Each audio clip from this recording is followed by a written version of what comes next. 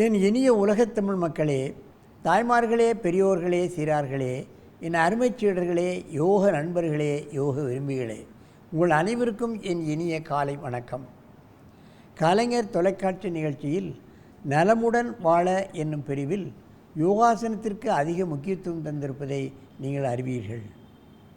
அதிகாலை வேளையில் ஏன் இந்த யோகாசனம் தரப்படுகிறது என்று கேட்டால், இன்றைக்கு இருக்க காலகட்டத்தில் மாணவர்கள் முதல் நடுத்தர வர்க்கத்தினர், அதிகாரிகள், இன்னும் பிற எல்லா தொழிலாளர்கள் எல்லாருக்கும் ஏதாவது ஒரு நோய் வந்து விடுகிறது.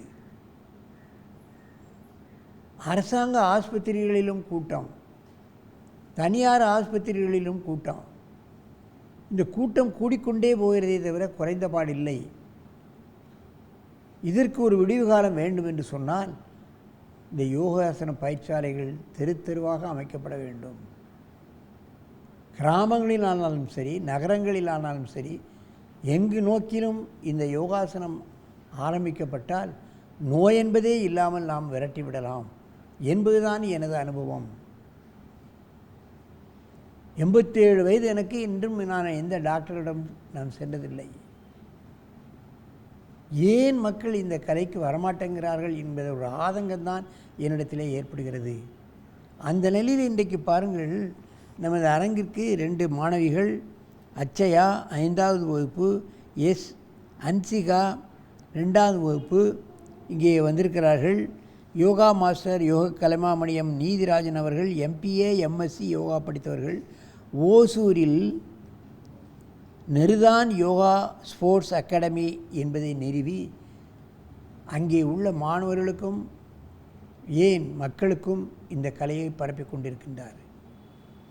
அவருடைய பணியை குறித்து அவருக்கு யோக கலைமாமணி பட்டமும் வாங்கியிருக்கின்றார்.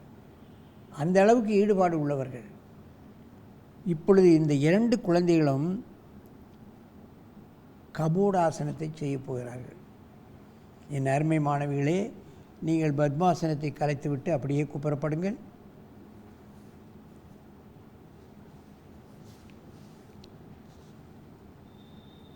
கால் பெருவிரலை சேர்த்து விடுங்கள், காலை சேர்த்து கொள்ளுங்கள். கையை பின்னாலே இழுத்து, கை ஸ்ட்ரெயிட்டாக இருக்கணும். தலையை தூக்கி கை ஸ்ட்ரெயிட்டாகிடணும். காலை மடக்கி தலையிலே வையுங்கள்.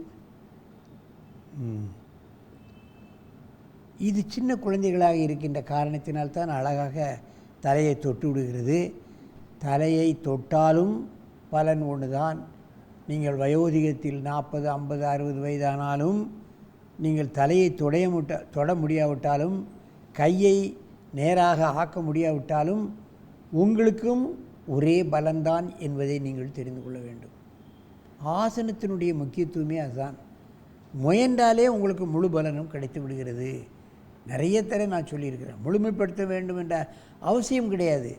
இது சின்ன குழந்தை தலையை தொட்டு விட்டது, எனக்கு 40, 50 வயது ஆகிவிட்டது, இதெல்லாம் செய்ய முடியுமா என்று தயவுசெய்து சந்தேகப்படாதீர்கள். முயலுங்கள், நிச்சயமாக உங்களுக்கு முழு பலன் கிடைக்கும். ஆஸ்மா, பிராங்கடிஸ், தைராய்டு சம்பந்தப்பட்ட பிரச்சனைகள், முதுகு வலி, முதுகிலே ஏற்படக்கூடிய டிஸ்க் ப்ரொலாப்ஸ், முதுகெலும்பு தேய்ந்து விட்டது, முதுகெலும்பு பிதுங்கி வெளியே வந்து விட்டது என்றெல்லாம் சொல்வார்கள். மெதுவாக கீழே இறக்குங்கள். நீண்ட மூச்சு வாங்கி கொள்ளுங்கள். இப்பொழுது ஒருவருக்கொருவர் நேராக பார்த்து கொண்டு இந்த ஆசனத்தை செய்ய வேண்டும். அப்படியே திரும்ப நேரப்படு. பக்கவாட்டில் செய்கிறார்கள், நீங்கள் பார்க்க வேண்டும். காலை சேர்த்து பின்னால் விட்டுக்கொள்ளுங்கள். கை மடங்காமல் செய்யணும். கபோடாசனம். கபோடாசனம் என்றால் பல முறை சொல்லியிருக்கின்றேன். அந்த காலத்தில் ராஜாக்கள் இருக்கும் பொழுது வைத்தியர்கள், ஒரே ஒரு வைத்தியர் தான் இருப்பார். அவர் ஒரு மருந்து பெட்டியை தூக்கி கொண்டு வருவார். அதில் தான் எல்லா மருந்தும் இருக்கும். அதை ராஜவம்சத்தினருக்கு கொடுப்பார்கள். அந்த பெட்டி இது போன்று இருக்குமாம். அதான் கபோடாசனம் என்று சொல்கிறார். மருந்து பெட்டி ஆசனம். ராஜாக்களுக்கு கொண்டு வரக்கூடிய வைத்தியர்கள் மருந்து பெட்டி ஆசனம், கபோடாசனம். நம்ம கூட இப்போ கபோர்டுன்னு சொல்லுவோம், சாமான் வைக்கக்கூடியதை கபோர்டுன்னு சொல்லுவோம். அந்த மாதிரியான பேரை இந்த ஆசனத்திற்கு முனிவர்கள் கொடுத்திருக்கிறார்கள்.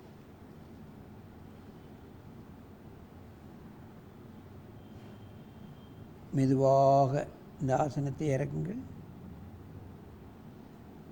நீண்ட மூச்சு வாங்கி கொள்ளுங்கள். இப்பொழுது இங்கே தலையை வைத்து அங்கே கால் நீட்ட வேண்டும். இங்கே தலை பல கோணங்களில் செய்யப்படுகின்ற காரணத்தினால் இங்கே வை குப்புறப்படு.